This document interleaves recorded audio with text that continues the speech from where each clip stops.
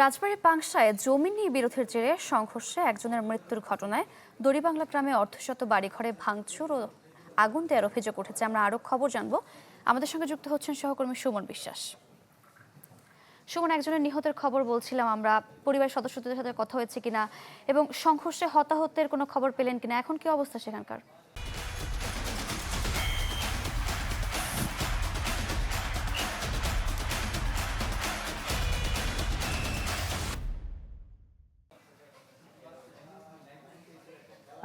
সারিকা, আমি এই বড় বাংলা গ্রামটিতেই রয়েছি এবং এখানে এসে যেটি দেখছি যে এই গ্রামে কিন্তু আতঙ্ক বিরাজ করছে। বিশেষ করে গ্রামটি পুরুষ শূন্য, অর্থাৎ গতকাল সকালে যে সংঘর্ষের ঘটনা ঘটে সেই সংঘর্ষে গুরুতর আহত হয়ে তিনজন কিন্তু হাসপাতালে ভর্তি হয়। এর মধ্যে একজন জমির উদ্দিন নামে ঢাকা মেডিকেলে চিকিৎসাধীন অবস্থায় রাত ৯টায় মৃত্যুবরণ করেন এবং সে মারা যাওয়ার খবর ছড়িয়ে পড়লে এলাকায় কিন্তু উত্তেজনা সৃষ্টি হয় এবং তারপরই সংঘবদ্ধ হয়ে এই যে প্রতিপক্ষের বাড়িতে হামলা করে। এই গ্রামে ৩টি গ্রাম, বড় বাংলার, দড়ি বাংলার এবং পারকোল, এই ৩ গ্রামের প্রায় অর্ধশতাধিক বাড়িতে এই সংঘবদ্ধ হয়ে প্রতিপক্ষ হামলা চালায় এবং প্রতিটি বাড়ি তো কৃষি পরিবার এবং কৃষি ফসল সহ বাড়ির যে আসবাবপত্র রয়েছে সে সেগুলো তছনছ করা হয় এবং ঘরের যে আসবাবপত্র ছিল সেগুলো ভেঙে ফেলা হয়,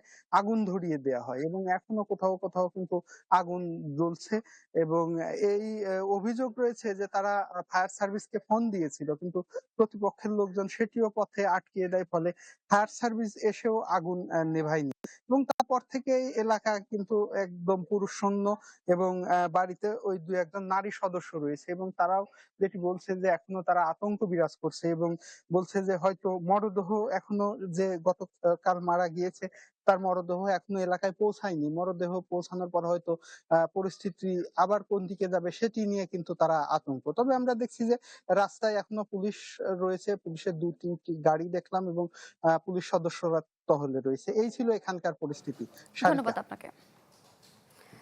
রাজবাড়ী থেকে সংঘর্ষের খবরাখবর আমরা জানছিলাম।